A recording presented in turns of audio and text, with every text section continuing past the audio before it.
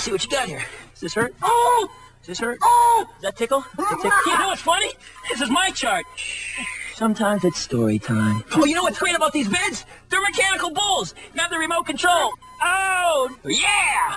Up, down. More pain, more game. Crash is back in his toughest adventure yet, The Wrath of Cortex. It's gonna be just like the good old days, only better. Rated E for everyone. Hey, you know I'm getting a bad rash. Pinch it, don't pinch it.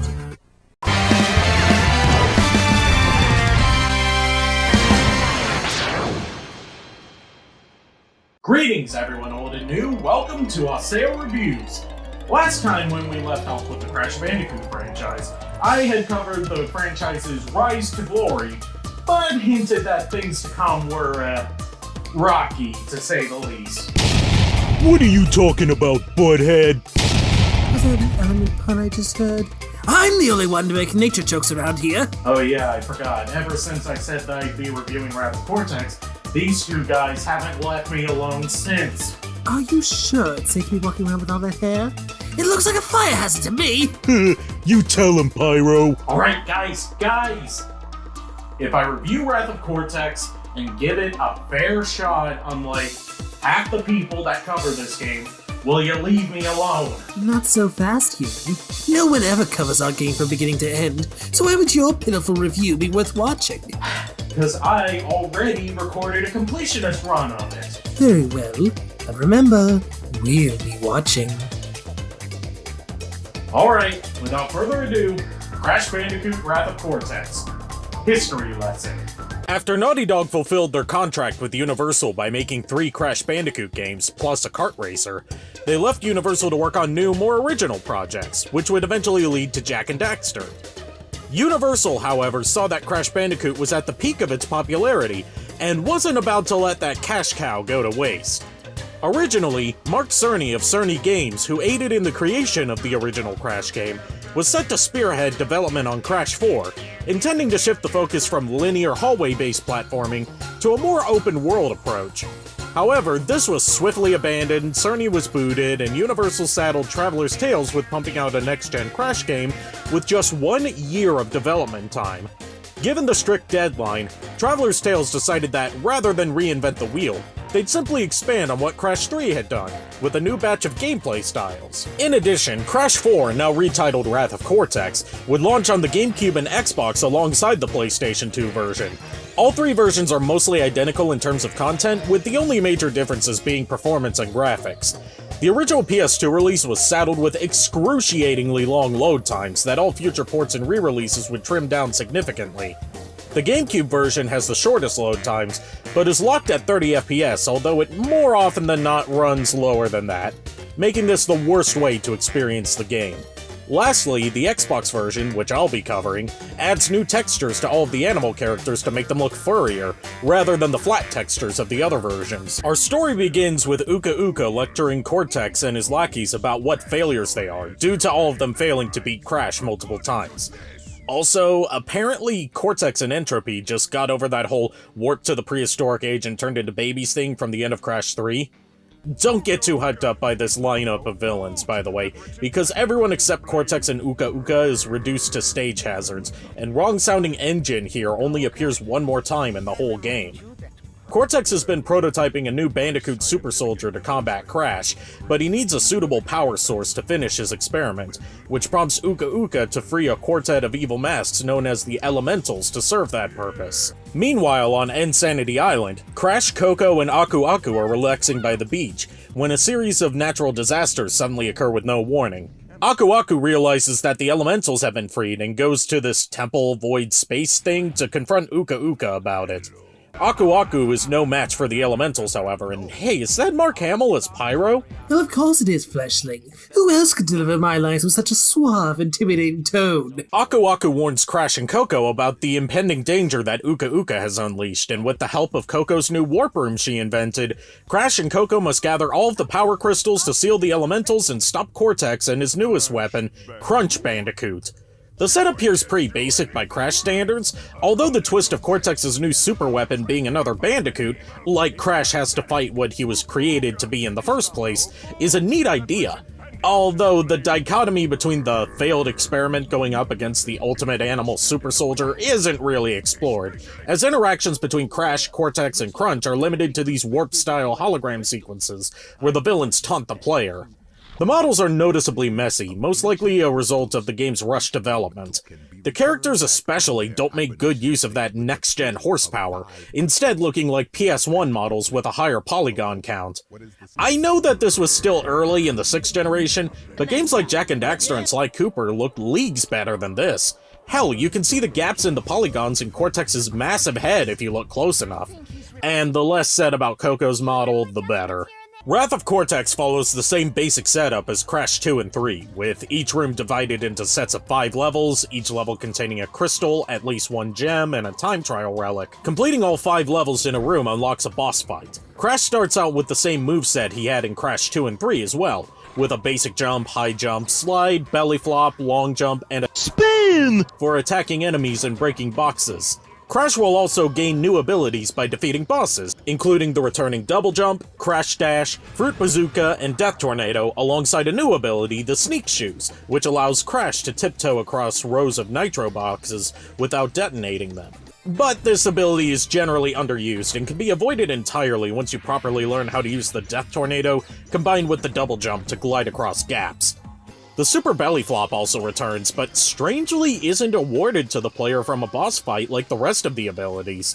Instead, you find it in a seemingly random color gem path in one level, and it's just as underwhelming as it was in Crash 3. New to the Crash formula are a handful of levels where you play as Coco, which is an idea that, unfortunately, doesn't live up to its potential. Coco doesn't get access to almost any of Crash's new abilities, moves slowly, and lacks his basic slide and high jump moves, making her feel less like a version of Crash that specializes in different areas, and more like a downgraded version of Crash that just makes you wish you were playing as him instead. Poor Coco, that's 2 games in a row where the selling point of her being playable was a letdown. However, now we get into what I think is the biggest issue with Wrath of Cortex. Is it how it don't do nothing new and just recycle stuff from Crash 3? Actually, I think it tries too many new things. Elaborate. You've got me interested. Only a small handful of levels consist of the standard linear hallway-based platforming. So few stages, in fact, that's honestly shocking. A vast majority of the levels are either vehicle-based or have forced vehicle sections in them, whether it's this Jeep that controls like month-old butt, this submarine that hinders you more than it helps you since it makes your hitbox considerably bigger and actively fights against you anytime you try to change directions, this dragonfly thing that's used in a grand total of 1 level and then never mentioned again, a spaceship, a plane that somehow controls worse than the one in Crash 3, or this Primus Forsaken ball that greatly overstays its welcome with its heavy inertia and how the controller constantly vibrates when you move. The platforming stages themselves aren't particularly great either. They're certainly longer than the ones in Crash 1 through 3, but the other big issue with this game rears its ugly head in these stages. I'm not sure if it's the new animations or the increased frame rate messing with my head, but Crash feels floatier than ever before, almost like he's on the moon.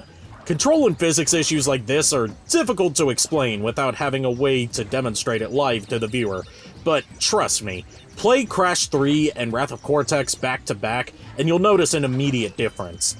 The level designs themselves aren't anything to write home about either. The first stage in the entire game is also the only ice level in the game. Odd choice, right? Traditionally, Crash intro stages are bright and colorful grasslands or jungles, but no, we get an empty, frozen wasteland. My favorite level in the game would have to be level 4, if only because Crash is suddenly chased by Look at this enemy here. He only throws his potions in a set direction, so all I have to do is walk to the side to avoid him. I feel bad about killing this guy. He's clearly so depressed that he's half-assing his one job of killing Crash, instead waiting for the warm, fuzzy embrace of death. This game showers you with lives, too. I swear, I have no idea what the game over screen in Wrath of Cortex looks like because I maxed out on lives by the end of the second warp room. Lastly, and I know this is just a nitpick, but you don't even get that satisfying Crash Dance victory animation when you get a gem. Instead, Crash just does an extra high jump, which isn't nearly as gratifying as watching Crash's traditional victory dance. Remember how I praised the boss fights in Crash 3 for being fast, frantic, and testing your reflexes and pattern recognition skills? Wrath of Cortex chucks all that out the window. First of all, Crunch is the only boss in the game, but each time you fight him, he's powered up by a different elemental mask. The first fight has him powered up by Rocco, and you have to awkwardly move around in that accursed ball to turn all the rocks on the field blue by touching them in order to damage Crunch. Due to the heavy controls of the ball, the random movements of the rocks, and Crunch's unpredictable AI, this fight can either be I beat it in a few seconds thanks to broken AI easy, or the most obnoxious fight in the game, and it's right at the beginning. The second fight has him teaming up with Wawa, the water elemental, and this is just pathetically easy. Dodge his attacks, spin him, rinse and repeat. Boss 3 has him harnessing the power of Pyro, and you have to run away from him while dodging the fireballs he shoots at you until you reach this bootleg alien's power loader mech and chase him down, trying to spray him with water, which is easier said than done thanks to the water gun not having a clear distance that it travels or even a clear hitbox. Boss 4 has Crunch turned into a giant wind monster by Lolo, the air elemental, and this is without a doubt the easiest fight of the game. All you have to do is shoot the part of Crunch's body that he's attacking with while dodging the lightning strikes he sends at you. Finally, you face Crunch and Cortex together, where you have to dodge a pattern of elemental attacks until Crunch suddenly collapses for a few seconds, shoot him with the Fruit Bazooka, watch him hit Cortex into the arena, and spin Cortex to damage him. Rinse and repeat and you've beaten Wrath of Cortex! Or at least you've beaten the main chunk of levels.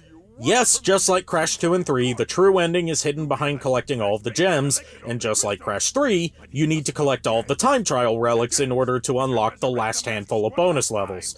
Time for a montage of me collecting gems and beating time trials!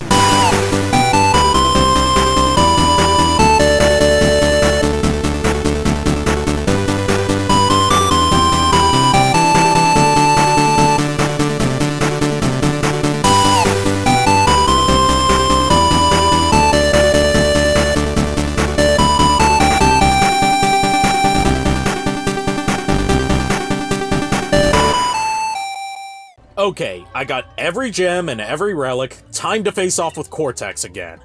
After knocking the mad scientist senseless again, Crunch is suddenly freed of his brainwashing, everyone escapes before Cortex's space station explodes, Crunch joins forces with Crash and friends, and we end on a scene of Cortex and Uka Uka stranded on an ice floe in the middle of the Arctic. Cue the credits? Why is the end credits sequence Crash disco dancing with a lab assistant enemy dressed in 70s clothes and an afro wig? Never mind, that's the least of this game's problems. Crash Bandicoot: The Wrath of Cortex is janky and unremarkable at best, and a massive step down from the Naughty Dog trilogy at worst. I understand that this game was rushed out the door to meet a publisher-mandated deadline, but I'm not gonna go easy on it just because the team had less than ideal working conditions. In the end, like it or not, this is the version of the game that was sold to Crash fans old and new at retail, so I'm reviewing what I played, not what the developers would have made in a better scenario. With lackluster level design and over-reliance on vehicle sections, wonky physics, and ultimately nothing that makes this feel like a proper successor to the original Crash Bandicoot trilogy, I'd say you can safely skip this one. There, are you too satisfied now? I played through every level in your mediocre game and got the true ending. I don't know, Pyro. I think he could have gone more in-depth, don't you think? I say we burn him and his pathetic little hovel to the ground. Alright, that's it.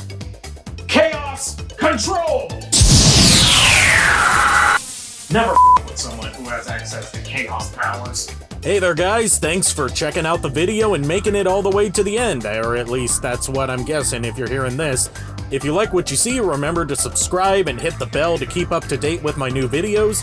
Thanks to JKR Productions for providing the voice of Pyro, and I'll see you guys next time. Laters.